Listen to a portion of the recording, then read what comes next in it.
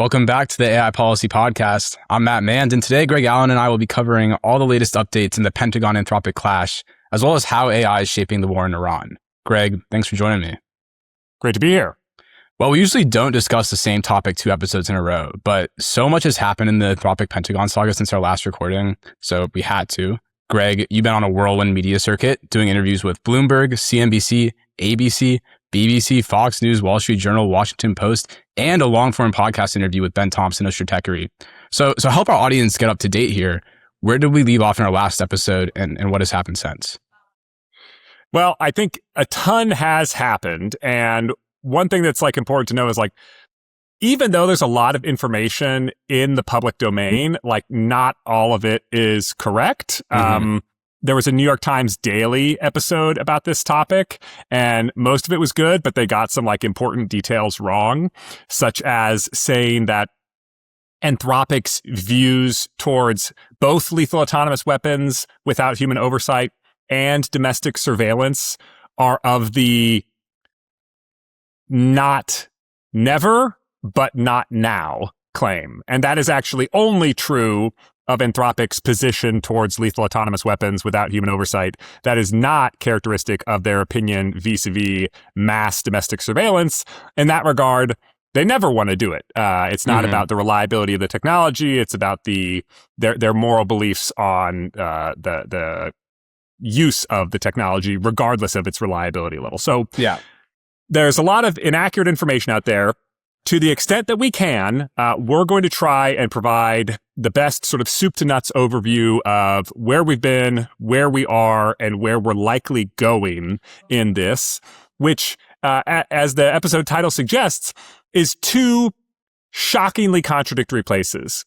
Because Anthropic's Claude is going to court, but Anthropic's Claude has gone to war in what is certainly the most significant military operations that the United States military has undertaken since the withdrawal from Afghanistan.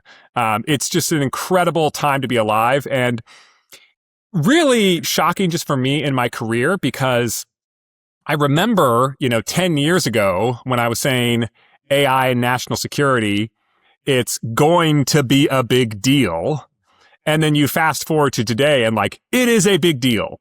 And we learned so much from these court filings. It's actually kind of shocking if you haven't read through them. Yeah. But the extent to which Anthropic discloses the use of its technology in military operations, just what it's being used for, is pretty dang interesting. And there's some instances where you can kind of see that they're trying to dance around not disclosing classified information. So, for example, they say that Anthropic is being used extensively for all categories of cyber operations. And then they say, reportedly, Anthropic is being deployed to Iran. So you can tell that classified information is really a challenge. And that actually matters in a big way for who's going to potentially prevail in this legal context. So we'll get into all that. One caveat that I do think we have to say up front is I'm going to do my best here to understand, the nuances of these court filings and how they intersect with specific provisions in the United States law.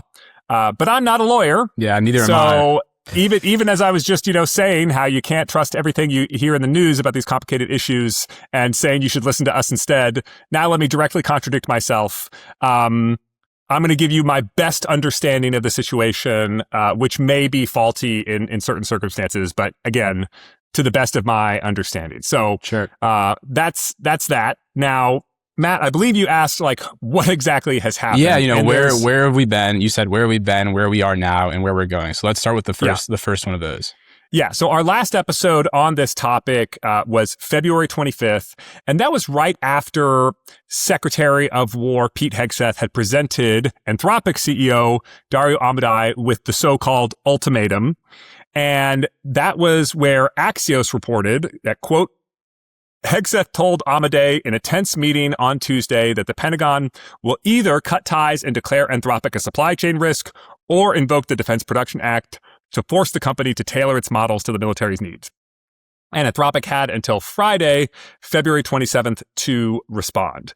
Well, where are we now? Anthropic and the Pentagon were negotiating up until the exact moment, of that designation as a supply chain risk, up until, the time of the ultimatum. Those negotiations are now over. In fact, there was even some negotiations that took place after the Pete Hegseth's tweet on the topic. So Trump posted on Truth Social ordering all government agencies to stop using Anthropic's products, and is now reportedly, according to Axios again, which has been doing a lot of the best work on this topic, is preparing an executive order on the same topic.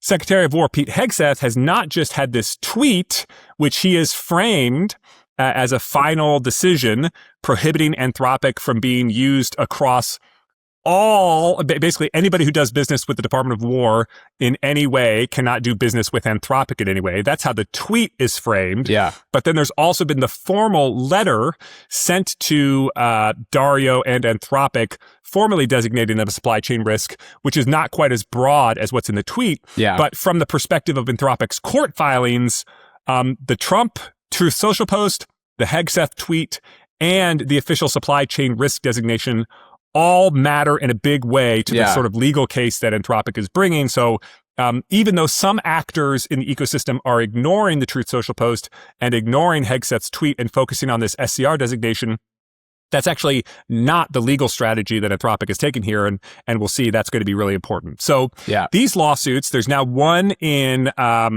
the appeals court of the Northern District of California. And then there's actually just the Northern District of California. And then the United States Court of Appeals for the District of Columbia. They filed two separate lawsuits. There's some wonky reasons why they had to do that. It was clearly what they had to do in this regard. But the information in this documents are pretty dang extraordinary, and so we're gonna break them down. Yeah. So before we unpack those in depth, there's another part of this story that I feel like we can't ignore, and that's the OpenAI part. So the same day, I think it was the February 27th, that we saw this tweet from Trump. And then the follow-up tweet from Hegseth, we also saw an announcement from OpenAI that they had agreed to the Pentagon to put their models on classified networks. So can you explain a little bit about how that unfolded? Because as if there wasn't enough drama already just with Anthropic, OpenAI stepped in, and this is a whole other part of the story that I feel like is relevant here. Yeah. So if I had to guess, and this is me speculating, this is why a deal didn't happen. Because on March 4th, the information leaked an internal memo sent by Dario Amodei criticizing OpenAI and the Trump administration. So right after Anthropic had failed to reach a deal and those very provocative social media posts came out by the administration, OpenAI announced that it had made a deal and claimed to have, basically found the middle ground that Anthropic and the Department of War were unable to find, that addressed the safety and liberty and rights concerns, but also addressed the military necessity concerns. Well, we know what Dario thinks of that deal because his internal memo was leaked to the information, and I'm just going to read some of the choice quotes from that memo. Quote, "The real reasons the Department of War and the Trump administration do not like us is that we haven't donated to Trump, while OpenAI/Greg have donated a lot." And it's not you. That's not you, Greg, right? Yeah, that's not me, Greg. That's Greg Brockman, the president of OpenAI. Quote, "We haven't given dictator-style praise to Trump, while Sam has." Quote, "We've actually held our red lines with integrity rather than colluding with them to produce safety theater for the benefit of employees." And this is a remarkable ding. Quote, "Due to selection effects, they're, as in OpenAI, sort of a gullible bunch, but it seems important to push back on these narratives which Sam is peddling to his employees." Now I just want to double click on that burn that Dario just slung at OpenAI's employees. When he says selection effects, he's basically saying, we, the 7 members of Anthropic who left OpenAI to found Anthropic, we were like the non-gullible bunch, the people who hadn't fallen for Sam Altman's propaganda. And ever since then, The people who are gullible go work for Sam. The people who are not gullible come work for us at Anthropic. I'm not claiming that is truthful. I'm just saying that, wow, that is an incredibly vicious criticism of OpenAI. And so if you ask yourself, what was underneath Sam Altman and Dario Amodei not holding hands on the stage at the India AI Summit, it is this kind of sort of deeply held resentments towards each other. Mm-hmm. So I believe that the leaking of this memo specifically torpedoed a deal that might have been reached even after the Trump post, even after the Hegseth post. Emil Michael, the Undersecretary of War for Research and Engineering, had said that negotiations were continuing and that he was open to negotiations. There was some reporting that came out of the Financial Times and elsewhere that said that those negotiations were actually going well and that two sides might be able to reach a deal. And then the leaking of that memo ended everything. Yeah. Emil Michael put out a tweet where he said, negotiations are over. This is over. And so Dario issued a public apology in a blog post where he wrote, quote, "It was a difficult day for the company, and I apologize for the tone of the post. It does not reflect my careful or considered views. It was also written 6 days ago and is an out-of-date assessment of the current situation." Mm-hmm. Now, Matt, I know that I was mean to you last week, but it was 6 days ago. I'm a new man. Don't even worry, Greg. I know it was a totally different you. Everything you said, totally different you don't believe today. Yeah. I've grown, I've changed. So much has changed. Yeah. Anyway, so that's kind of like the key play-by-play action of where we are until those lawsuits, which were filed on March 9th. Yeah, right. So you said there are two different lawsuits that were filed. Can you talk a bit about why there were two, and then we can sort of get into the weeds of each lawsuit?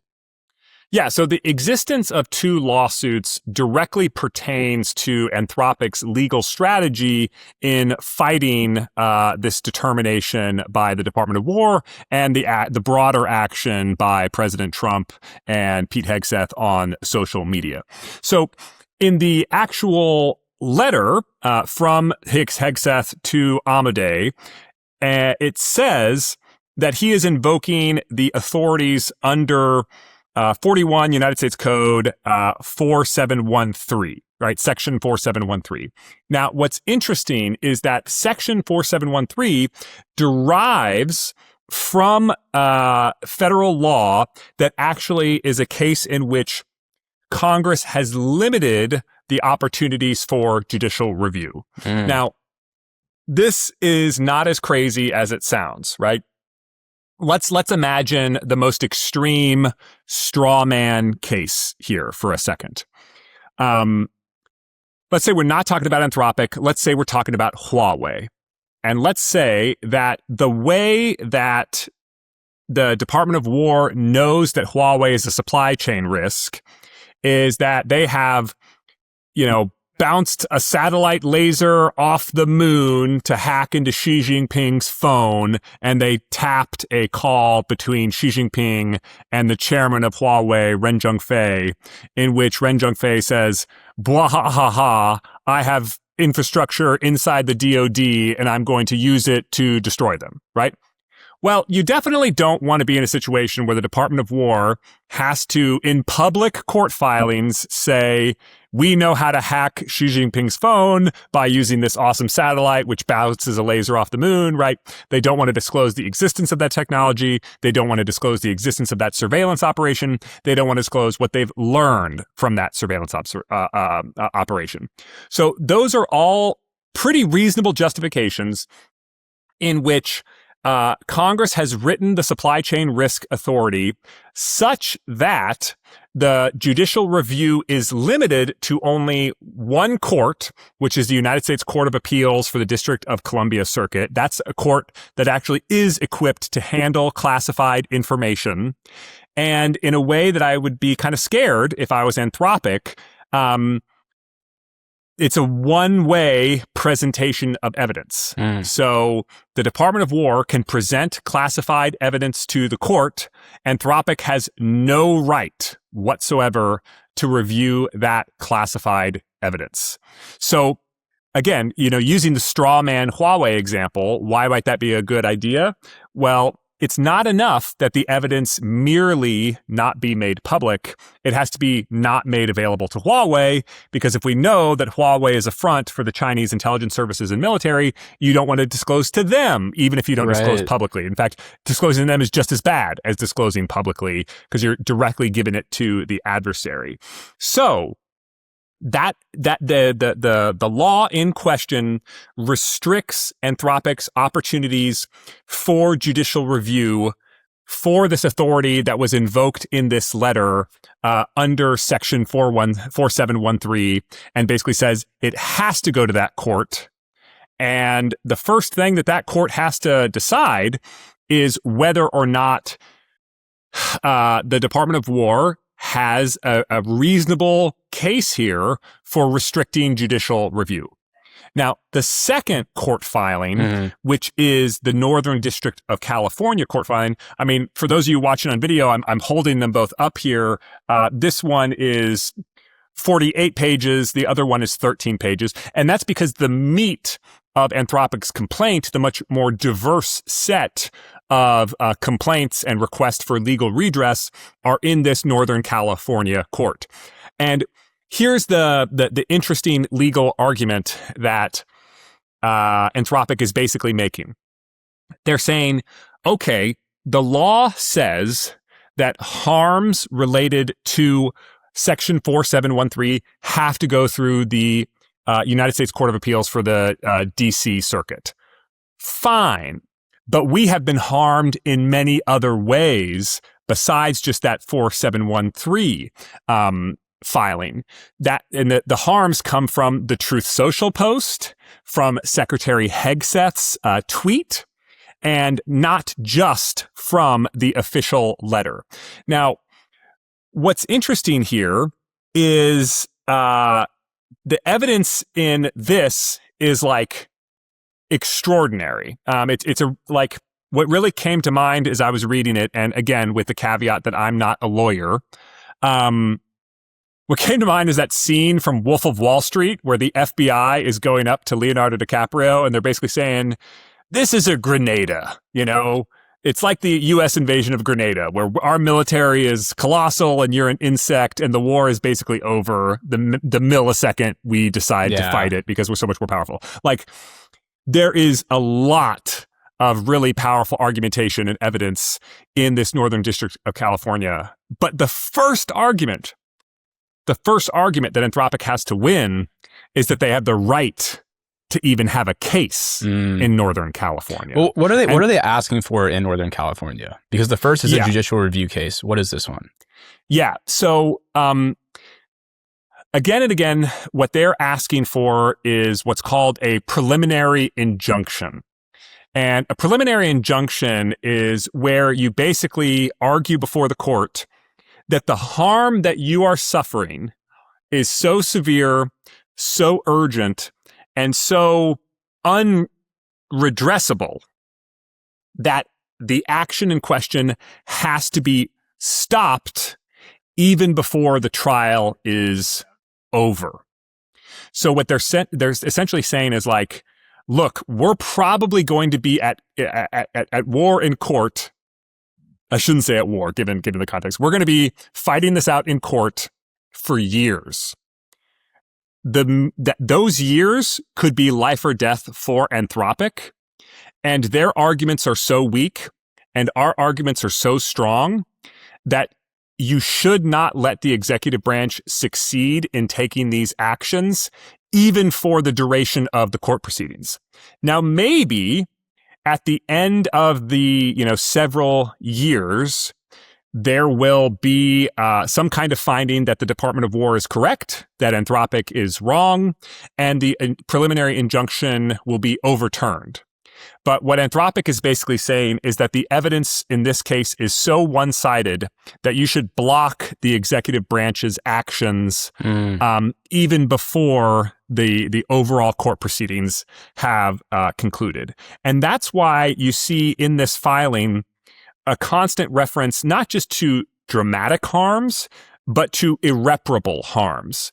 So what that means is even if 4 years from now, Anthropic wins the court case and the Department of War has to pay Anthropic, let's just say, the total value of the contract for all of those years that Anthropic was unable to perform any work and receive any revenue. Let's just say the Department of War has to give it to them then. Well, what Anthropic is basically saying is even that would come nowhere close to redressing the harm that we will have received for this period of time, which is why we need a preliminary injunction. Yeah. And that fight over, is this court case going to be heard? And then also, is a preliminary injunction going to take place?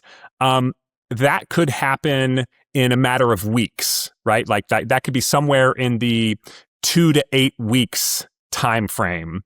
And if that occurs, it will occur on what is kind of favorable home turf for Anthropic. The Northern District of California is chosen because that's where Anthropic is located.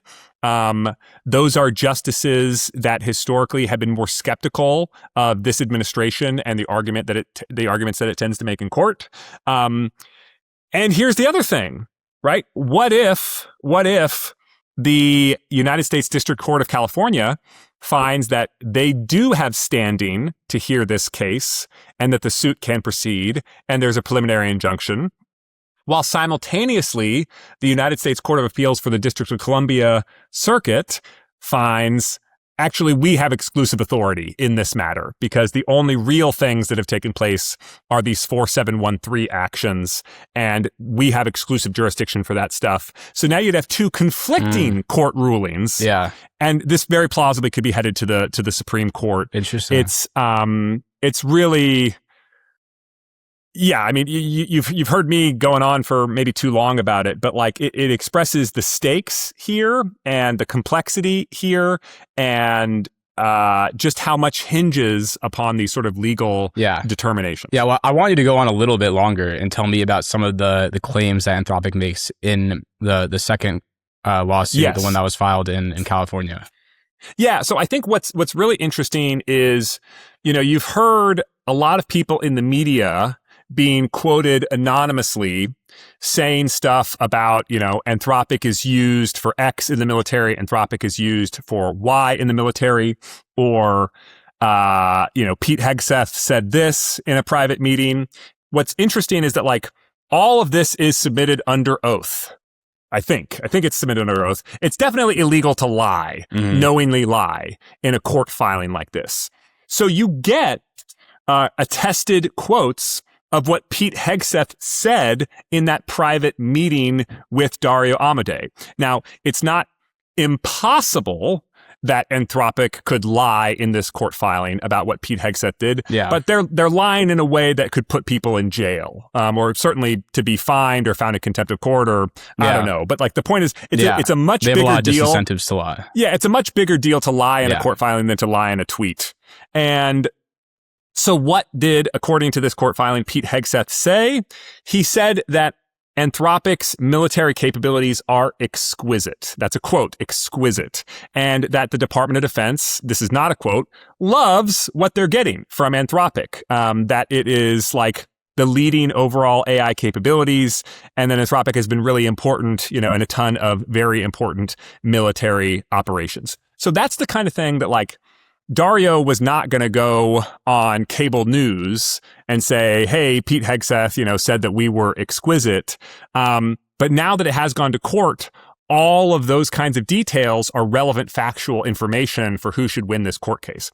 Another thing that I think is so interesting and powerful in this is, again, a lot of this court filing for the California case is fighting for standing, fighting for the right to have this heard. So they're pointing out like damages that they have received just from the Truth Social post or just from Hegseth's tweet.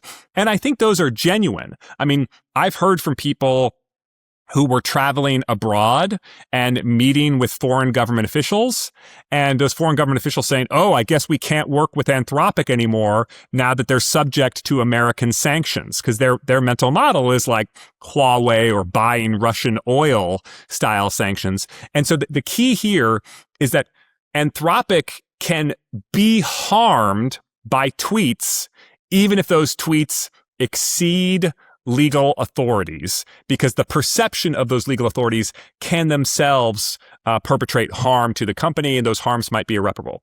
The other thing that Anthropic is doing is they're making big claims about free speech, which folks will remember in U.S. law, it is totally routine to refer to companies as a person, and that such persons can have free speech rights. And Anthropic is basically saying, their defense of AI safety, their defense of AI security, their advocacy for or against various laws, even if the administration doesn't like them, they can't punish them just for expressing those views. And they cite court cases where even the temporary chilling or punishment of free speech can be an irreparable harm, which again, as I said before, when you claim that you're an irreparable harm, you're making an argument for a preliminary injunction. Yeah, and I think there's also been some interesting stuff in there about how this has hurt Anthropic financially already, as well as the potential for it to hurt Anthropic severely. I think actually the Anthropic CFO, Krishna Rao, submitted a filing talking more about this. I was hoping you could expand a little bit upon that as well. Yeah, it was really interesting. They said that Anthropic, since the founding of the company, has received $5 billion of revenue, has spent $10 billion acquiring compute capabilities to train its models. And I struggle to understand how those numbers could be true. Other reporting about Anthropic has talked about how, just in the past year, their revenue has grown by more than Palantir's annual revenue, for example. And Dario has talked repeatedly in interviews about Anthropic's revenue growing 10x every year for a while.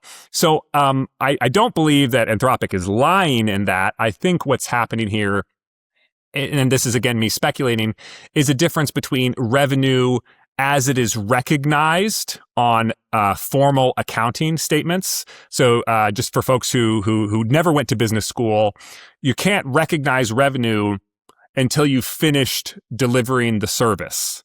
So if you sign a contract with a company for 10 years and it's a $10 billion contract, even if they're paying you $1 billion a year for 10 years, depending on, the nature of the contract, you might not be able to recognize the delivery of all of that revenue until the completion of the 10th year. Definitely there's circumstances in which you can recognize revenue on an ongoing basis, but I'm just getting at that general principle is probably why the stated revenue number is lower than what has been reported elsewhere in the media and talked about by Anthropic. It's a difference between revenue that is recognized formally versus cash in hand versus accounts receivable, blah, blah, blah, blah, blah.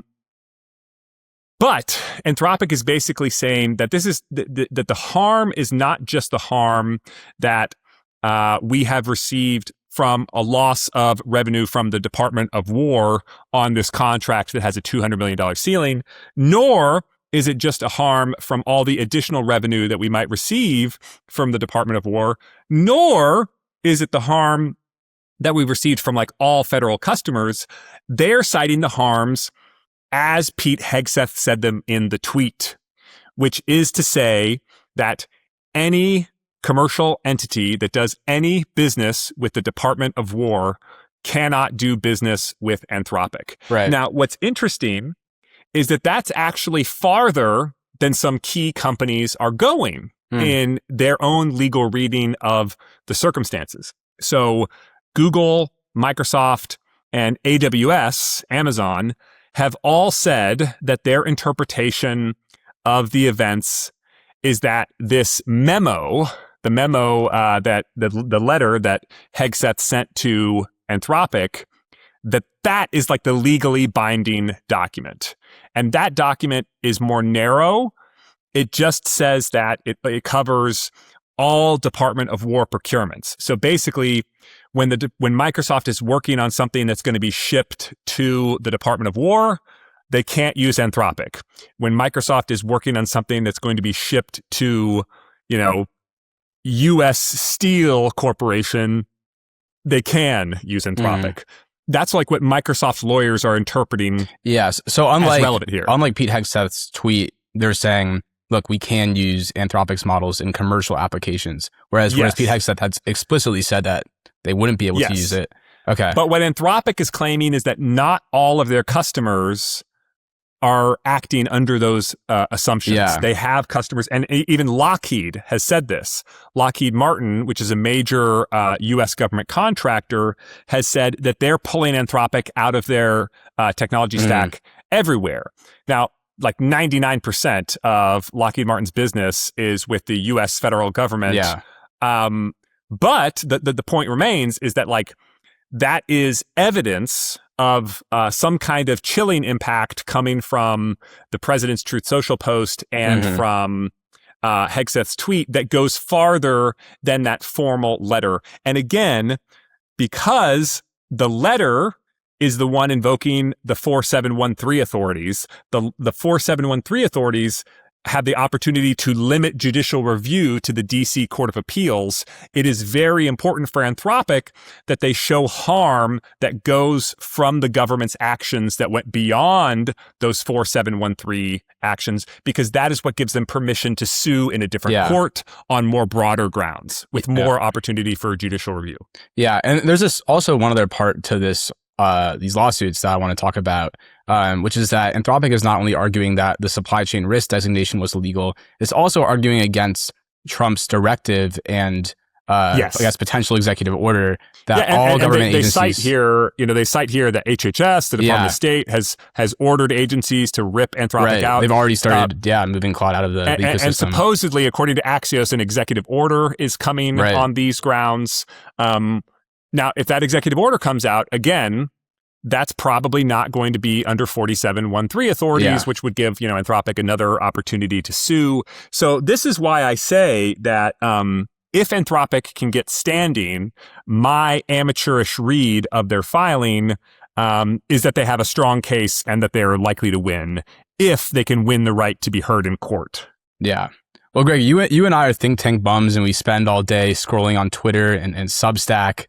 And you send me your Twitter posts in the early hours of the morning, and I read them because I want to know. But for those in our audience who, unlike us, don't have that time to just be scrolling on these platforms where so much discourse is happening, can you break down what people are saying? Because there's been so much online from various experts in this space who have a lot to say about this. People who are watching on YouTube will notice that I'm like scrambling, this jumble of papers that I have in front of me. Because really there is just so much information coming from so many different angles across all of this. And so our task, as a humble podcast host, is to take all of that complexity and to digest it. There's a lot that has been said that is worth quoting here, but I'm going to filter down to a few that I thought was interesting. Number one, I would say, comes from Senator Ted Cruz, who on CNBC, I think it was today, and we're recording this on March 10th, he said, quote, "I'll confess, I have not seen a basis laid out for why the government would be prohibited from using Anthropic. Claude is one of the many AI tools that can be very helpful. I don't think government should be picking winners and losers."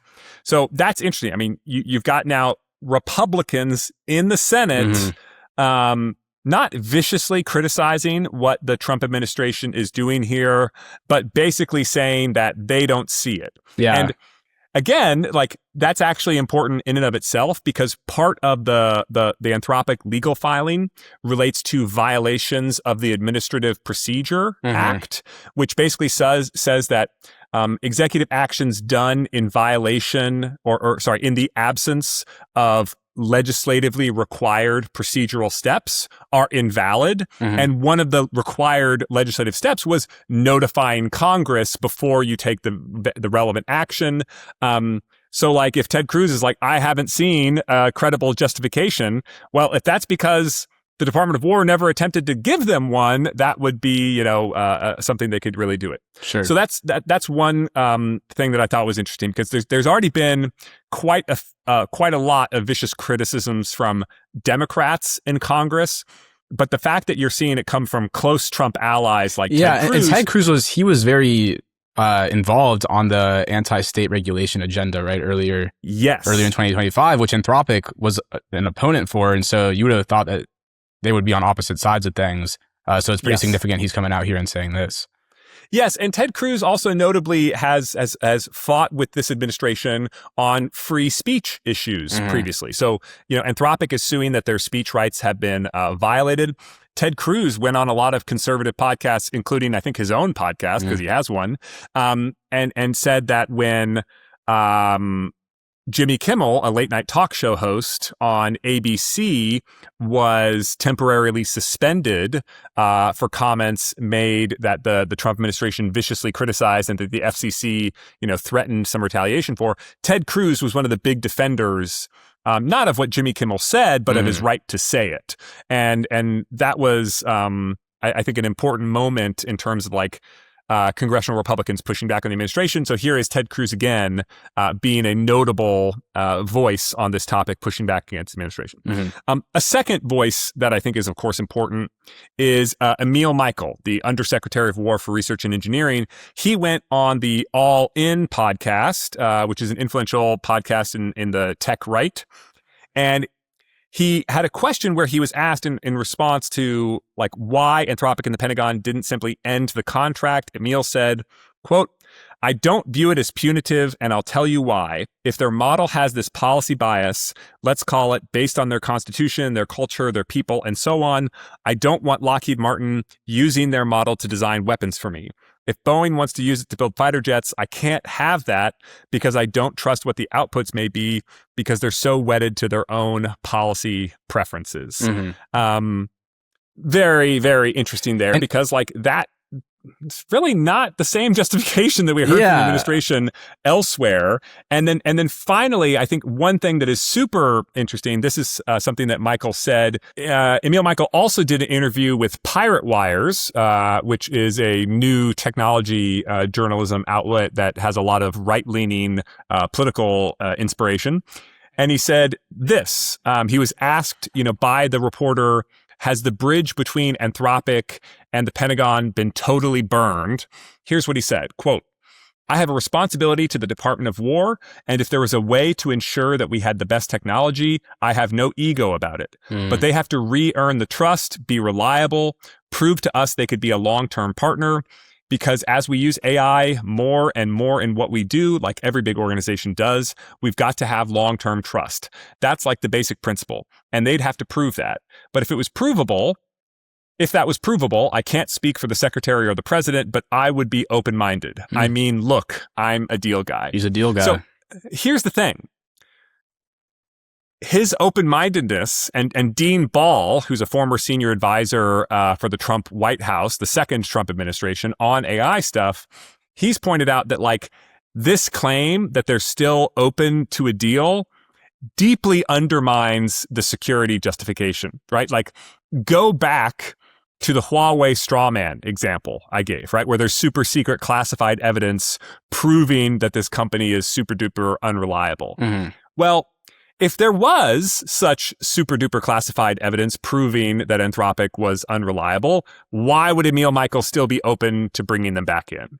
And Anthropic makes another key point in this filing, which is that it's not just that Anthropic is still being allowed to provide critical services to the Department of War and the U.S. military for an ongoing conflict in Iran where lives are on the line. It's that not a single security clearance has been pulled for Anthropic, right? So imagine, let's go back to our straw man example, right?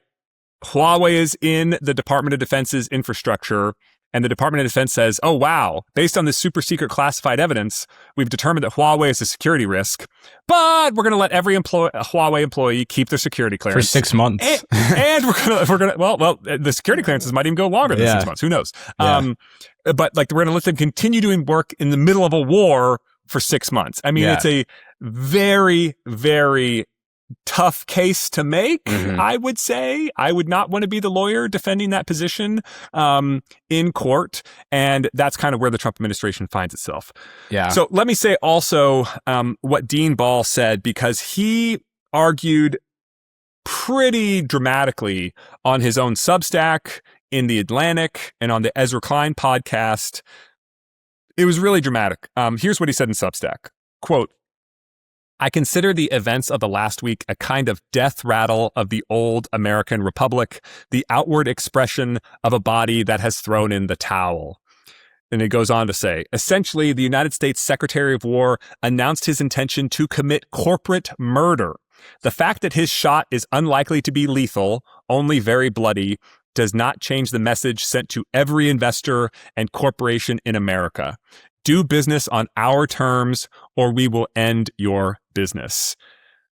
Wow, that's quite a quote from a man who this time last year worked at the White House. Yeah, and not only worked at the White House, but had a huge was role. One of the principal authors of the AI Action Plan. AI Action Plan, which is still the flagship Trump policy on AI. Yeah, and I do want to note that, like, for most of this conversation, we've been talking about one question, which is the supply chain risk designation, does that make sense? Is that legally viable? There's still these other questions that we talked a lot about in our February 25th episode about whether companies should be able to restrict the government from using their systems just in general, whether it's wise for the government to go after companies in this way. Right. And I would refer folks to also encourage them, if they can tolerate my voice for a bit longer, to listen to the interview I did with Ben Thompson on Stratechery, where we went into this at great length. But I would basically just say, I mean, I was in the government in the aftermath of the Project Maven fiasco in 2018, when Google pulled out and it really looked like there was going to be this dangerous divorce between Silicon Valley and the military over the use of AI in particular. And I remember how hard it was to try and convince leading AI scientists or leading companies to work with the Department of Defense. And one of the things that I would always try and say is like, hey, come on in. The water is fine. Your company can have a good business here. Yeah. Your company can do work they're proud of here. Your company can work here in a way that is consistent with your ethical values, with your company's principles, and of course, American law. And now, if I was trying to make that pitch again, I really feel like the message that the Department of War has sent is that anytime any company dips their toes in the defense contracting waters, we reserve the right to grab your ankle and pull you all the way in, or even to just drown you if we don't like you. And that's a terrible message. When you really do need the private sector, if we're to win this AI race against China, if we're to do all the important things that we need AI to do for our security and prosperity, this is a terrible precedent to send. And I say that as somebody who is deeply sympathetic to many of the arguments the Department of War is making about how they must be in charge of when technologies get deployed, how they must have operational control over their technologies. I say that even being sympathetic to many of the Department of War's arguments. Yeah. Well, I think that's a good place to wrap up on this Anthropic Pentagon stuff. I mean, more is to come for sure, but we'll cover that when it happens. But I want to move on to another topic that you've alluded to several times previously in this recording, which is how AI is being used in the Iran war. I mean, specifically, we know that Claude is being used in the Iran war. So what do we know about how it's being used and what the impact has been? Yes. Okay. So, if you thought I was doing a lot of quote reading before, brace yourselves, because here we go. As I said, this filing that Anthropic has done, especially the Northern California one, it is a banger, and I encourage everyone to read it themselves.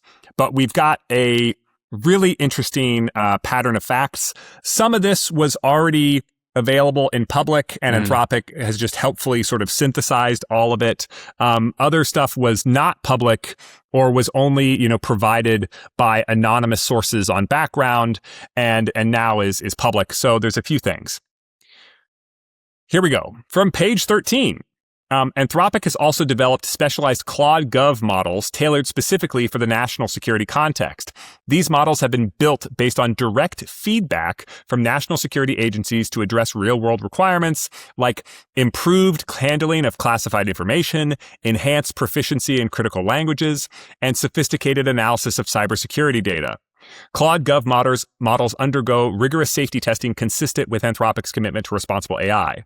Then it goes on, and this is, I think, really juicy. To make Claude more useful for the military and intelligence components of the federal government, Anthropic does not impose the same restrictions on the military's use of Claude as it does on civilian customers. Claude government is less prone to refuse requests that would be prohibited in the civilian context, such as using Claude for handling classified documents, military operations, or threat analysis.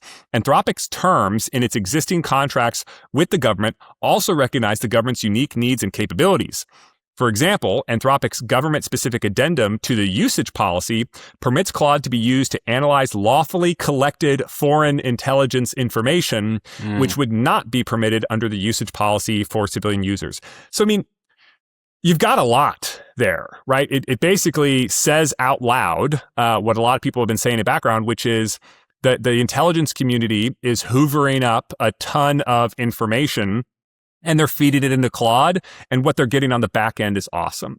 So let me just explain what this means in walking up the ladder of using AI capabilities as AI has become more capable.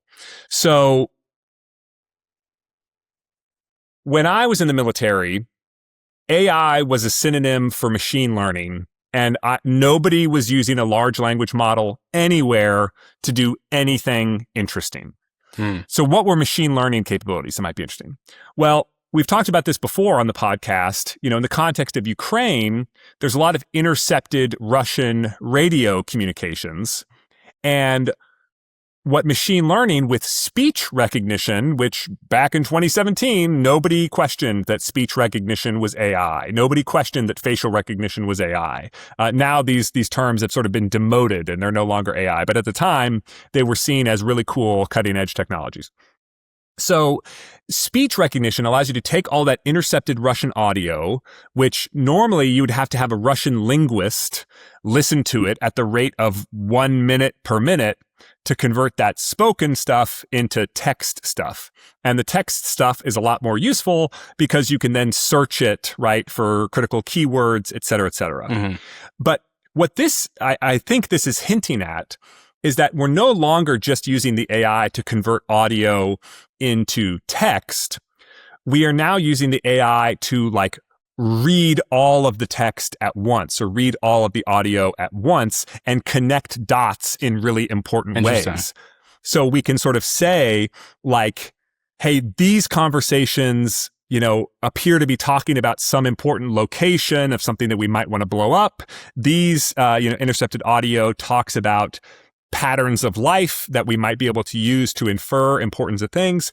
Again, I'm speculating a lot here, but it appears to me to suggest that they really have plugged the AI into some really powerful intelligence capabilities in a way that matters. And here's what they say. They go on to say, they have allowed for the use of Claude to support government operations such as the rapid processing of complex data, identifying trends, streamlining document review, and helping government officials make more informed decisions in time-sensitive situations.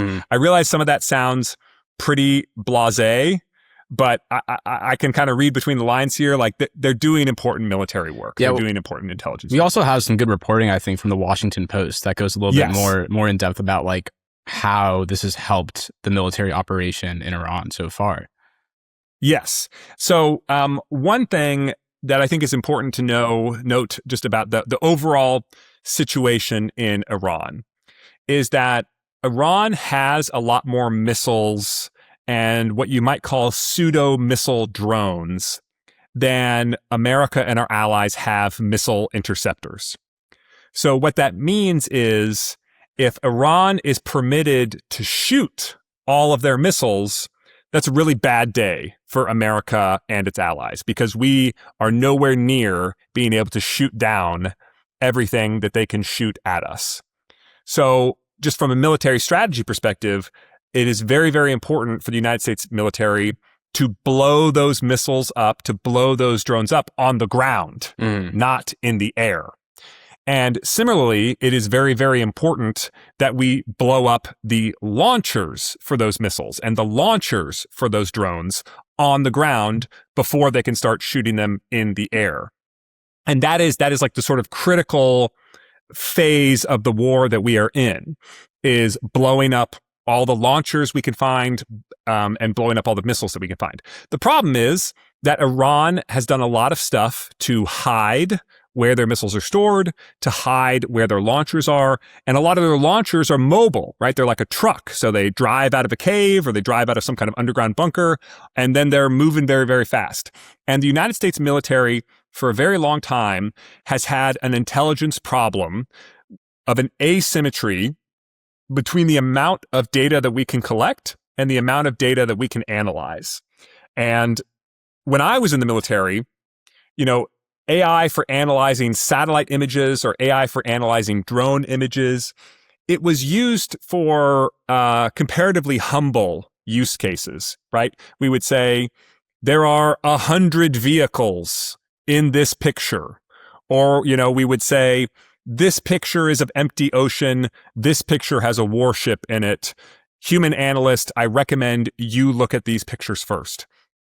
I think what this is suggesting in terms of like the critical capabilities that Anthropic is delivering is like, you have these big drone platforms, you have these big satellite reconnaissance platforms, they're collecting an incredible amount of imagery data and a lot of other kinds of intelligence, such that even if we don't know where a bunker is, if a transporter erector launcher, basically a truck that can launch missiles, pops out of the ground, anywhere that a drone is looking at, the AI catches it immediately in a way that would be very, very difficult for even trained human eyes to notice, just because there is this ocean of full motion video data that is being captured and a very finite number of trained eyeballs to look at all of that data. And that is so powerful because those transporter erector launchers, we don't know where they are, but as soon as they start moving, it is a time critical decision to blow them up before they start launching their missiles. And so basically having analytical capacity that matches our data gathering capacity, that has been a crisis in US intelligence for over a decade. And I think what they're saying is that large language models, especially multimodal models, hooked up to Palantir, hooked up to the latest and greatest version of Project Maven enabled by Claude, we're sort of finally getting to that fantasy of being able to analyze everything that we can look at in real time. And that is a sea change for the Department of War. And it explains why some of the anonymous quotes that you've seen from government officials of, Anthropic, the problem for Anthropic is, quote, they really are just that good. You can kind of get a sense of why these capabilities are so desperately important. And it comes back to some of the quotes that this court filing talks about, like what the department thinks about Anthropic. So here I'm going to read again. Quote, even during the recent negotiations, the government has repeatedly and publicly praised Claude's capabilities. Chief Technology Officer and Undersecretary of War Emil Michael, while describing the dispute with Anthropic, explicitly characterized Anthropic as one of America's, quote, national champions in AI. In the February 24th meeting with Dr. Amadei, Secretary Hegseth described Anthropic's technology as having, quote, exquisite capabilities, end quote, and stated that the department would, quote, love to work with Anthropic. And here's another quote, but this one they're actually just reporting what was already said in the media. Department officials have even expressed concerns about the consequences of losing access to Claude. Describing the dispute between Anthropic and the department, one official stated that, quote, the only reason we are still talking to these people is we need them and we need them now. The problem for these guys is they are that good, end quote. Wow. And that you come back to, like, why did they have this 6-month grace period? Why did they have this 6-month offboarding period? Because they really need these capabilities, because they really are powerful and delivering amazing advantage for U.S. national security. We've talked about the imagery possibilities of a technology like this. We've talked about the SIGINT possibilities of a technology like this. But one thing that I think is also important is the connecting of all the dots, right? It's like having an AI model that can speak the language of SIGINT and speak the language of GeoInt and speak the language of, analyst and assembling that information in meaningful timeframes and having an audit trail for how, so you can check its homework. That is really just shocking. And it's the kind of thing where, gosh, we wanted that future so badly when I was in the Department of Defense, and we didn't have it. We didn't have anything close to it. It's just really shocking to read about it in this court filing of how far we've come. Yeah, well, I think maybe that does it for the Anthropic court filing readings. But I did, I asked about the Washington Post, and I got more Anthropic court filings, which is forgivable because of how interesting all the Anthropic court filing stuff is.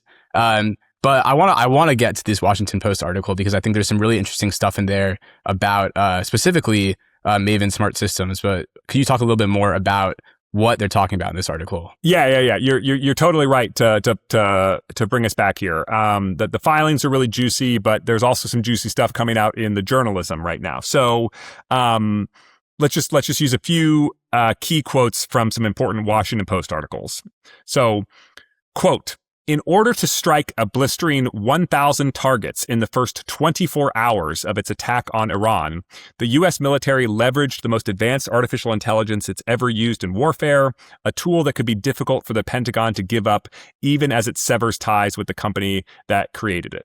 And then it goes on to say, quote, "The military's Maven Smart System, which is built by data mining company Palantir, is generating insights from an astonishing amount of classified data from satellites, surveillance, and other intelligence, helping provide real-time targeting and target prioritization to military operations in Iran, according to 3 people familiar with the system." And I'm going to keep going because I think it's just that juicy. Quote, "As planning for a potential strike in Iran was underway, Maven, powered by Claude, suggested hundreds of targets, issued precise location coordinates, and prioritized those targets according to importance," said 2 of the people. "The pairing of Maven and Claude has created a tool that is speeding the pace of the campaign, reducing Iran's ability to counterstrike, and turning weeks-long battle planning into real-time operations." So this is kind of confirming the what you just talked about, right? Like that's exactly what seems to be happening. Yeah, so the court filing is talking about the types of activities, how and putting it all on the record and the sort of legal equivalent of under oath. But you've also got this anonymous sourcing, which is putting some flesh on the skeleton, right, that we've gotten there. And it's not just, my speculation, right? This is anonymous sources in the Pentagon, but 1,000 targets in the first 24 hours, prioritizing those targets, giving locations. And if you know anything about Palantir, one of the things that people loved about Palantir's work, and has been true for a while, is the extent to which it gives an audit trail. So like, based on these sources, we are making this judgment. So it's not just like you're getting this, an input from the LLM and it says, "Trust me, you need to blow this up." It's like, here's what you need to blow up and here's why I think that. And if you want to check my homework and tell me I'm wrong, here's how you would go about doing that. Yeah. It's a really powerful, exciting capability. You can get why NATO allies are clamoring to get access to this technology. You can get why Japan is clamoring to get access to this technology. You can see why the United States and China and everyone else, and I've been saying this for a decade, view AI as foundational to the future of military power. But I need to amend that statement. It's no longer true. AI is foundational to the present of military power. And if you're going to fight a war against a country that has this capability and you don't, that's a bad day. That's a scary, bad day. Yeah. And there's other ways in which we've seen the new focus on AI emerge through this war in Iran. One of those is that Amazon data centers were targets of drone strikes, right? Yes. And I don't I don't know that we can really. Yeah, the connection. I don't know what we can make of this yet.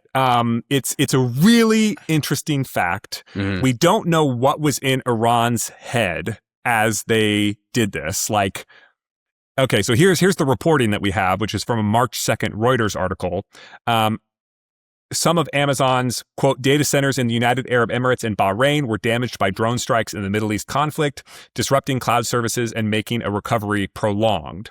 So what does that mean? Does it mean that Iran recognizes data centers as critical infrastructure or incredibly valuable assets worth blowing up? Does it mean that Iran has an opinion on whether or not those were, classified AWS capabilities? Because AWS makes a classified capability available to both the Department of War and to the intelligence community. Mm-hmm. We have no sense of what flavor of AWS capabilities, were targeted in these strikes.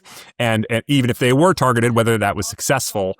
But I do think it points out that these are strategically essential assets. I mean, there's a reason why companies and countries are willing to drop $25 billion on a data center or $800 billion on CapEx, data center CapEx for a given year.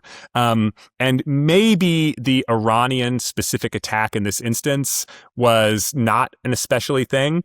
But even if that is the case, I think in future wars, it will be totally routine to try and bomb data centers. Right. Because of the AI capabilities they provide. Yeah. And I think one of our colleagues here at CSIS, we have to give a shout out to, wrote an article or a commentary about this before the Iranian war started, before these data center strikes happened. So I just wanted to give a shout out to Mona Yakubian here in her commentary. I don't know if you want to speak any more about what No, you wrote. Take it away. Yeah, so I haven't read this. Yeah, well, she wrote, quote, with conflict looming in the Gulf, the region's nascent AI infrastructure could be imperiled, further raising the stakes of regional war. So she predicted that the AI infrastructure could be imperiled. And then she made a comparison that I think is interesting to oil. So she wrote, in previous conflicts, regional adversaries such as Iran and its proxies targeted pipelines, refineries, and oil fields in the Gulf partner states. In the compute era, these actors could also target data centers, energy infrastructure supporting compute, and fiber choke points. So again, it's notable that she wrote this right before these strikes happened. It's not 100% clear that these strikes are evidence of that, but they surely could be. Yeah, it's at a minimum, it's a plausible interpretation of the fact pattern, and you could be forgiven if you said it was the best interpretation and the likely interpretation of the fact pattern. So kudos to her, and it really brings me back to if we're building these ultra powerful capabilities, we really do have to think about defending them. It's a part of national security. And in the same way that we have to think about protecting U.S. military basing infrastructure abroad, if companies are going to put, critical parts of their ability to generate, economic revenue or even support warfighting capabilities, that's all stuff we have to think about defending now. Absolutely. Yeah. Well, I think this is a good place to wrap it up. Greg, thanks again for your expert analysis, and thanks to our audience for tuning in. Yeah, and thanks everybody out there who made it this far. I know this was a doozy of a podcast, but just so much juicy information coming out. I thought we had to break it down. Absolutely. Thanks. Thanks for listening to this episode of the AI Policy Podcast. If you like what you heard, there's an easy way for you to help us. Please give us a 5-star review on your favorite podcast platform, and subscribe, and tell your friends. It really helps when you spread the word.